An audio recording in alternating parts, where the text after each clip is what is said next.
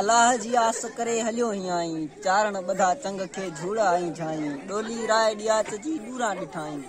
वेनती वाहिद दर ते वेर कयाई सबा जा साईं राव रिजाई राग परदेसा पंध करे सुनी आयुस शान परदेसा पंध करे सुनी आयुस शान मंगा केड़े मत से निसो रो नादान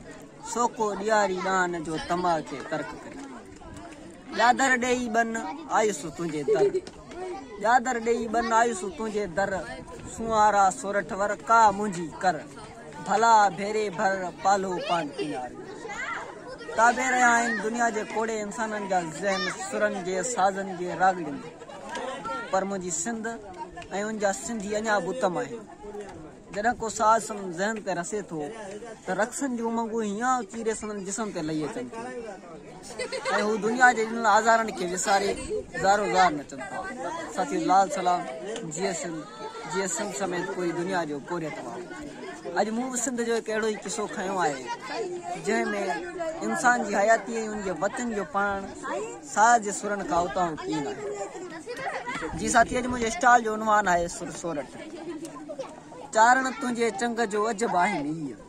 चारण तुंहिंजे चंग जो अजब आहे मीअ हणे उभो हथनि से जेरो रखियो जीअ राति मुंहिंजो रीअ काटियो तो कुमारी साथियों रवायती किसे मुताबिक जूनागढ़ ते हिकु राजा राय डियाच नाले हिकु राजा राज कंदो हो हुनजी सखावत मुल्का मुल्क मशहूर ॾंद कथा इलियास खां चवनि था त हुनजी भेण खे के सामी अॻु थी करे ॿुधायो त तोखे जेको औलाद ॼमंदो उहो राय डियाच जो सिर खणंदो हुन करे जेॾी महिल हुनखे औलाद ॼाओ त हुनखे संदूक में बंदि कराए सिंधू में लोड़ियो उहो वरी ॿिए बादशाह राजा अनीराय जी बादशाही में वियो ऐं राजा अनीराय पंहिंजी 61वीं धीअ खे संदूक में बंदि कराए सिंधू में लोड़ियो जेका वरी राय डिया जी बादशाही में के रत्ने नाले कुंभर खे मिली जेका ॾाढी सुंदर ऐं सुहिणी हुई उनजो नालो सोरठ रखियईं ऐं बकरार खे जेको छोकिरो मिलियो उनजो नालो बीजल रखियईं काफ़ी अरसो गुज़रण खां पोइ सोरठ जे सूंह जी आक संदसी पीउ अनीराय ते रसी ऐं हूअ रत्ने का संग घुरियो सोरठ जो ऐं इहा ख़बर जॾहिं राय डियाच खे पई त राय डियाच रत्ने कुंभर ऐं उनजी धीअ खे खणी महल में रखियो ऐं सोरठ सां निकाह कयईं ऐं राजा अनीराय वरी खारनि विचां न जूनागढ़ ते काए आयो ऐं हुनखे अची घेरो कयईं साल खन उनखे घेरो कयो वेठो रहियो पोइ बि फतेह न करे सघो जूनागढ़ ऐं बीजल हिकु मामूली धनार हो पर चंग वॼाईंदो हो हुनजे चंग जी अहिड़ी त महारत हुई जो हुन ते पखी पखण सॼो शहर दीवानो हो बहरहाल ॻाल्हि खे खुटायूं त राजा अनीराय कावड़ विचा जूनागढ़ ते काए आयो ऐं उनखे ख़्यालु आयो बीजल जे माउ पीउ जी ख़िदमत कयईं उन्हनि खे हर सुख ॾिनई हर लालच ॾिनई वचन करण खां पोइ उन्हनि खे चयईं त बीजल खे चओ त राय डिया जो सिर वठी अचे पोइ अञा ॻाल्हि खे खुटायूं त बीजल वञे थो राय डियाच वटि ऐं उन साज़ वॼाए थो चंग वॼाए थो त राय डियाच सुरनि जे आला में मस्तु थी थो वञे ऐं चएसि थो घुर जेकी घुरणो अथई ऐं तोखे दुनिया मां हर शइ ॾींदुसि ऐं वचन कयां थो त जेका बि शइ घुरंदे आऊं तोखे ॾींदुसि त बीजल चयो परदेसां पंध करे सुणी आयुसि शान परदेसां पंध करे सुणी आयुसि शान मंगा कहिड़े मत से निसोरो नादान सोको ॾियारी डान जो तम खे तर्क करे बीजल जी तम हिते लतीफ़ इशारे तौरु इस्तेमालु कई आहे त मुंहिंजो चवणु आहे त इंसान जेको ॾींहुं राति दौलत जे पुठियां भॼे थो असां जेको ज़ाती मिल्कियत घर करण जे पुठियां भॼूं था उहा कीअं ख़तमु थींदी उहो नज़रियो धार जेको असांजी तम असांजी लालच खे ख़तमु करे छॾे लतीफ़ साईं असांखे इहो मक़सदु ॾिए थो बहरहाल बीजल जी जेका तम हुई उहा राय डिया जे सिर मां तर्क थी हुई उनजे करे राय डिया जी ज़िबानी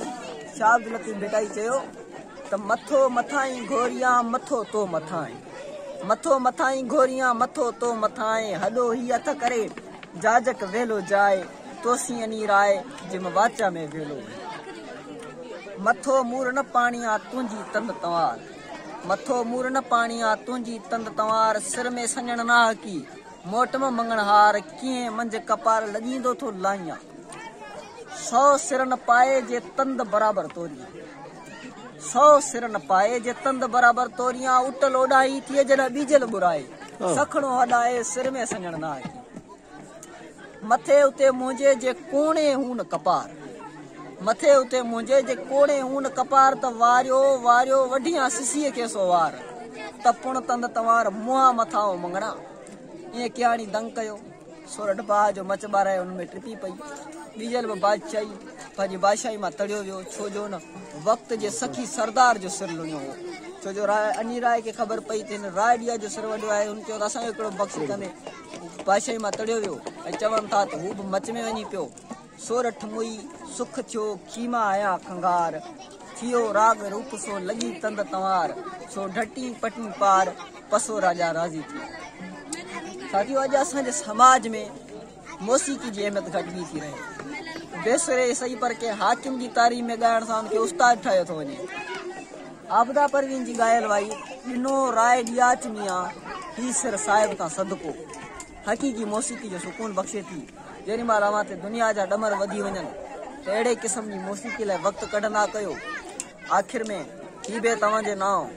त तान आहे तंद जो रूरू करे राज़ तान आहे तंद जो रूरू करे राज़ हणंदड़ संदा हथड़ा सब को चुए साज सट दे ई शहबाज थिए त ठोक पिराइए हक लतीफ़ सच जबरदस्त माशाल्लाह जबरदस्त बेहतरीन।